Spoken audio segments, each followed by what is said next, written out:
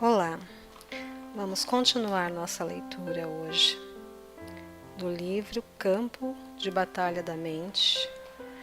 Vamos ler agora a parte 2, Condições da Mente. Introdução. Nós, porém, temos a mente de Cristo, o Messias, e certamente possuímos os pensamentos, sentimentos e propósitos do seu coração. 1 Coríntios 2,16. Em que condição está a sua mente? Você notou como a condição da sua mente muda? No momento você pode estar calmo e em paz, e no outro ansioso e preocupado. Ou você pode tomar uma decisão e estar seguro a respeito dela. Então, mais tarde, encontra a sua mente em uma condição confusa a respeito da mesmíssima coisa sobre a qual anteriormente você estava tão seguro e certo. Houve momentos em que experimentei essas coisas, como também outras. Houve momentos em que eu parecia ser capaz de crer em Deus sem qualquer problema, e então houve outros tempos quando a dúvida e a descrença me perseguiram impiedosamente. Como parece que a mente pode se encontrar em tantas situações diferentes, comecei a me perguntar quando a minha mente estava normal. Eu queria saber o que era normal para aprender a lidar com os padrões de pensamentos anormais imediatamente antes da chegada deles. Por exemplo, uma mente crítica, julgadora e desconfiada poderia ser considerada anormal para um crente. Entretanto, na maior parte da minha vida, isso foi normal para mim, embora não devesse ser. Era ao que eu estava acostumada, e ainda que minha forma de pensar fosse muito errada e estivesse me causando muitos problemas, eu não sabia que havia alguma coisa errada com o que eu estava pensando. Eu não sabia que eu poderia fazer alguma coisa sobre meus pensamentos. Eu era uma crente e tinha sido por anos, mas não tive qualquer ensinamento sobre minha forma de pensar ou sobre a condição adequada em que a mente do cristão deveria estar. Nossa mente não nasce de novo com a experiência do novo nascimento. Ela tem de ser renovada. Romanos 12:2. Como já disse muitas vezes, a renovação da mente é um processo que demanda tempo. Não se sinta frustrado, mesmo que você leia a próxima parte deste livro e descubra que na maior parte do tempo sua mente está em um estado que é anormal para alguém que proclama Cristo como Salvador. Reconhecer o problema é o primeiro passo em direção à recuperação. No meu caso, comecei a ficar mais séria a respeito do meu relacionamento com o Senhor muitos anos atrás. E foi naquela época que ele começou a me revelar que muitos dos meus problemas estavam enraizados em pensamentos errados.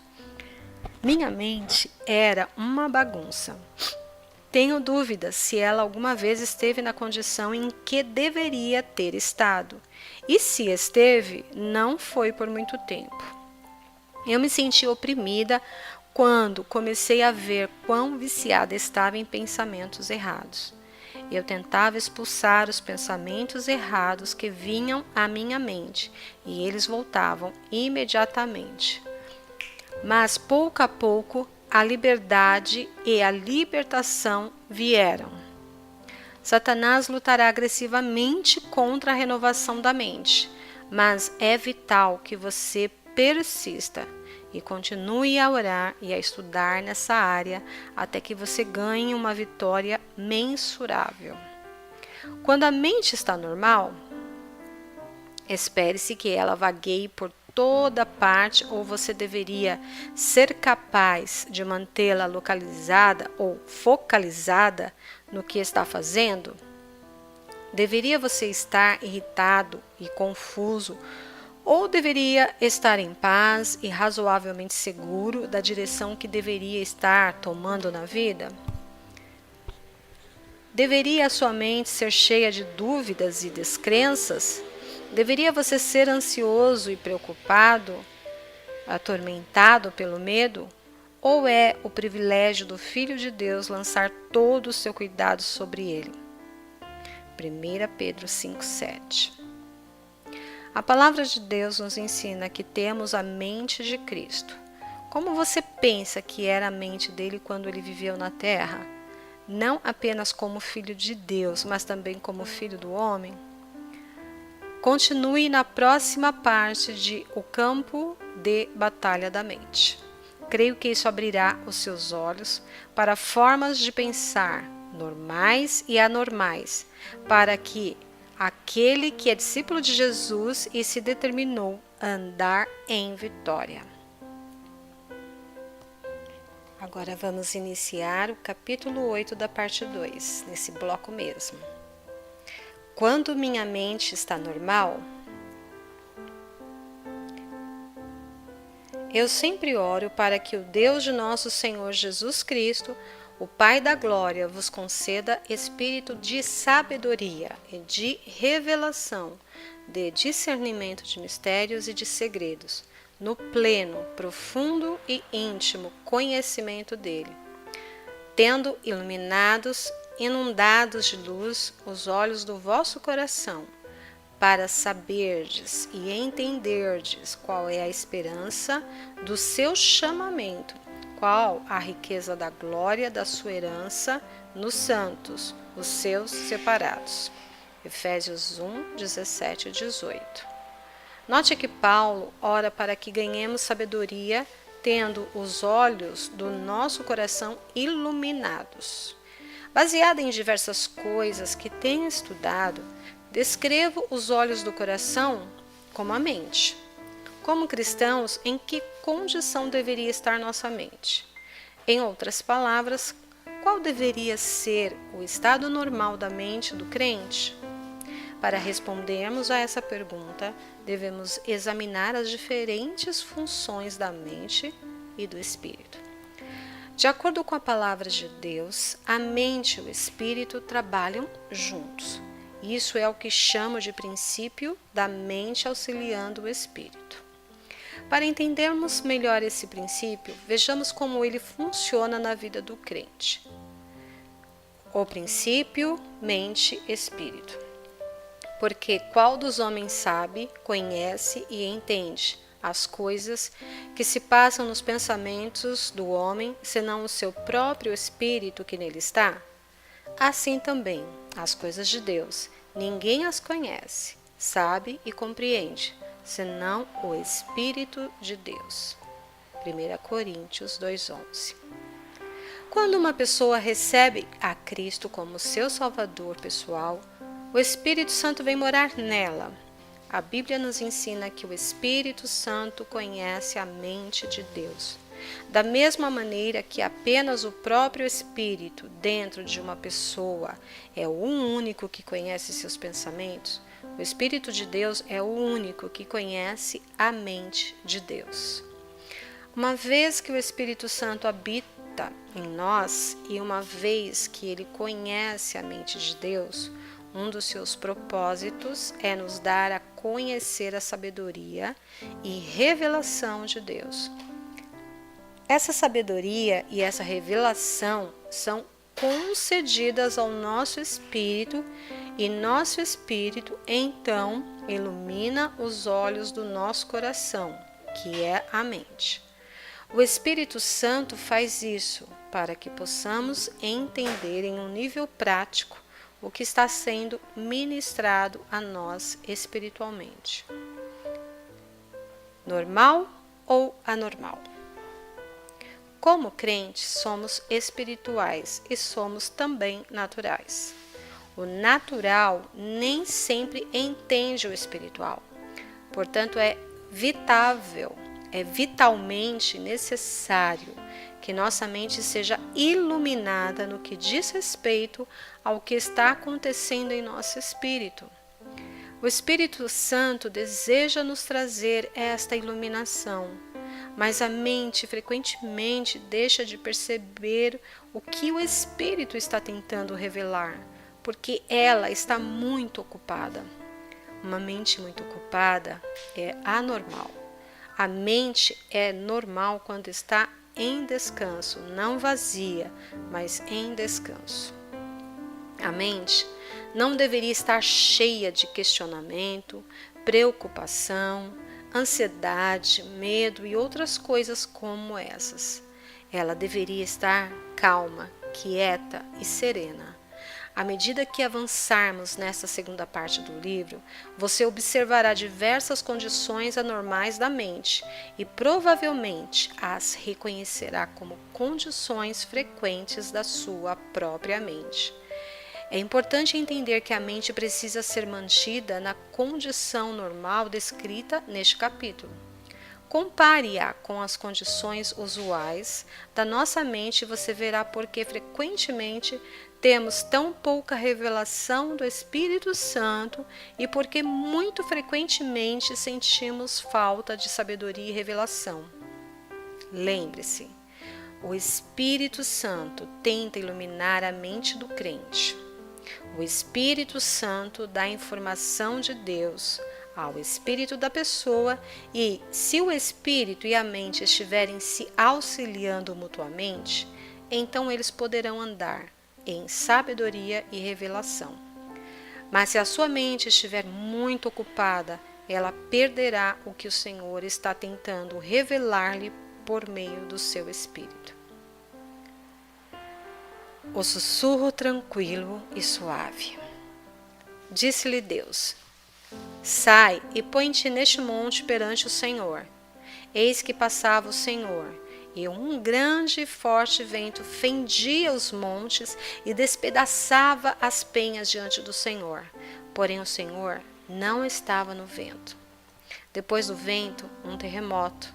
Mas o Senhor não estava no terremoto. Depois do terremoto, um fogo. Mas o Senhor não estava no fogo. E depois do fogo, um cicio tranquilo e suave. 1 Reis 19, 11 e 12. Por anos orei pedindo a Deus para me revelar coisas por meio do seu Espírito que vivia em mim. Eu sabia que esse pedido era bíblico, eu confiava na palavra e me sentia segura de que deveria pedir e receber. Apesar disso, na maior parte do tempo, sentia-me uma ignorante espiritual. Então aprendi que não estava recebendo muito do que o Espírito Santo desejava me revelar simplesmente porque minha mente estava tão frenética e ocupada que eu estava perdendo a informação que me estava sendo oferecida. Imagine duas pessoas juntas em uma sala, uma tentando cochilar um segredo para a outra. Se a sala estiver cheia de ruídos altos, embora a mensagem esteja sendo transmitida, aquela que está esperando pela informação secreta a perderá, simplesmente porque a sala está tão barulhenta que ela não pode ouvir. A menos que ela esteja prestando muita atenção, ela pode até nem mesmo perceber que alguém esteja lhe falando. A comunicação entre o Espírito de Deus e o nosso espírito se dá dessa forma. Os modos do Espírito Santo são gentis. Na maioria das vezes, ele fala conosco como o fez com o profeta nesta passagem, em um cicio tranquilo e suave. Portanto, é vital que aprendamos a nos manter em uma condição propícia para ouvir. O Espírito e a mente. Que farei, pois? Orarei com o Espírito, por meio do Espírito Santo que está dentro de mim, mas também orarei inteligentemente com a mente e com entendimento. 1 Coríntios 14, 15. Talvez a melhor forma de entender esse princípio da mente, auxiliando o espírito, seja pensar sobre a oração. Nesse verso, o apóstolo Paulo disse que ele orava ambos com seu espírito e com sua mente. Entendo o que Paulo está dizendo porque faço a mesma coisa. Frequentemente oro no espírito em língua desconhecida. Depois de ter orado assim por algum tempo, frequentemente alguma coisa virá à minha mente para orar em inglês, minha própria língua. Creio que dessa forma a mente auxilia o espírito. Elas trabalham juntas para obter o conhecimento e a sabedoria de Deus para mim de uma forma que eu possa entender. Isso também funciona na outra direção. Há momentos em que quero orar, então me coloco à disposição de Deus para a oração. Se não há qualquer atividade em particular no meu espírito, simplesmente começo a orar na minha mente.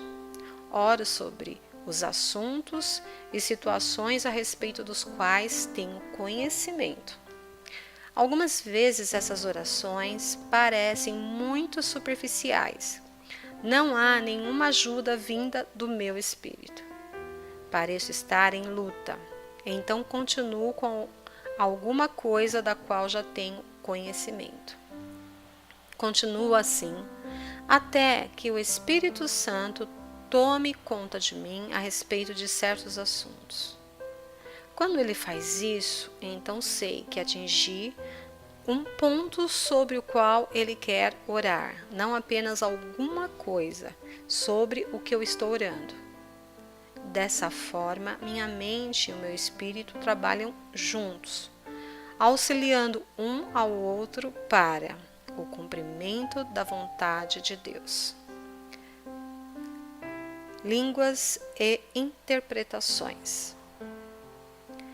Pelo que o que fala em outra língua desconhecida deve orar para ter o poder para que a possa interpretar e explicar o que ele diz. Porque se eu orar em outra língua desconhecida, o meu espírito, por meio do Espírito Santo que habita em mim, ora de fato. Mas a minha mente fica infrutífera, não produz frutos nem ajuda ninguém. 1 Coríntios 14, 13 e 14. Outro exemplo da maneira pela qual o espírito e a mente trabalham juntos é o dom de línguas com interpretação. Quando falo em línguas, minha mente fica infrutífera até que Deus me dê, ou a outra pessoa, a compreensão do que estou dizendo. Então minha mente se torna frutífera. Por favor, lembre-se de que os dons não são línguas e tradução. Tradução é um relato da mensagem, palavra por palavra, enquanto na interpretação a pessoa dá uma compreensão sobre o que uma outra disse, mas no estilo próprio do intérprete, expresso por intermédio de sua própria personalidade particular. Dou-lhe um exemplo. A irmã Maria pode levantar-se na igreja e dar uma mensagem em uma língua desconhecida. Isso veio do seu espírito, e nem ela nem ninguém sabe o que ela disse. Deus pode fazer com que eu entenda a mensagem, mas talvez de maneira geral. Quando me levanto em fé e começo a interpretar o que foi dito, faço a mensagem compreensível a todos, mas vem de mim na minha forma única de expressão. Orar no Espírito em uma língua desconhecida e interpretar essa língua desconhecida são formas maravilhosas para entender o princípio da mente, auxiliando o espírito. O espírito está falando alguma coisa e a mente está dando o entendimento. Agora pense nisto. Se a irmã Maria falar em uma língua desconhecida e Deus estiver procurando alguém para trazer a interpretação, Ele terá de me deixar de lado se a minha mente estiver em atividade frenética e ocupada para ouvir. Ainda que ele tente me dar a interpretação, não a receberei. Quando eu era jovem na fé e estava aprendendo sobre os dons espirituais, orava quase que exclusivamente em línguas. Depois de um tempo razoável, comecei a me sentir entediada com minha vida de oração. Quando conversei com o Senhor sobre isso, ele me fez saber que eu estava entediada porque não tinha compreensão daquilo sobre o que estava orando. Embora perceba que nem sempre tenho de entender o que estou dizendo quando oro no Espírito, aprendi que esse tipo de oração está fora de equilíbrio e não é mais frutífera se eu nunca tiver qualquer entendimento. Uma mente alerta e pacífica. Tu, Senhor, conservarás e guardarás em perfeita e constante paz aquele cujo propósito, ambos sua inclinação e caráter, é firme em ti, porque ele confia em ti, descansa em ti e espera confiantemente em ti. Isaías 26, 3. Espero que por meio desses exemplos você consiga ver prontamente que a sua mente e seu espírito certamente trabalham juntos. Portanto, é da mais alta importância que sua mente seja mantida em uma condição normal. Caso contrário, ela não pode auxiliar seu espírito. Satanás com certeza conhece esse fato, então ele ataca sua mente, deflagrando uma guerra contra você no campo de batalha da sua mente. Ele quer sobrecarregar e extenuar sua mente, enchendo-a com todo tipo de pensamentos errados, para que ela não esteja livre e disponível ao Espírito Santo, trabalhando por intermédio do seu próprio espírito humano. A mente deveria ser mantida em paz, como nos diz o profeta Isaías, quando a mente está nas coisas certas, ela estará descansada. Repetindo, a mente deveria ser mantida em paz, como nos diz o profeta Isaías, quando a mente está nas coisas certas, ela estará descansada. Ainda assim, a mente deveria estar alerta. Isso se torna impossível quando ela está carregada com coisas que ela nunca pretendeu carregar. Pense nisto. Quanto tempo sua mente está normal? Terminamos aqui a parte 2, introdução, e o capítulo 8, e voltaremos para ler o capítulo 9. Deus te abençoe. Até a próxima leitura.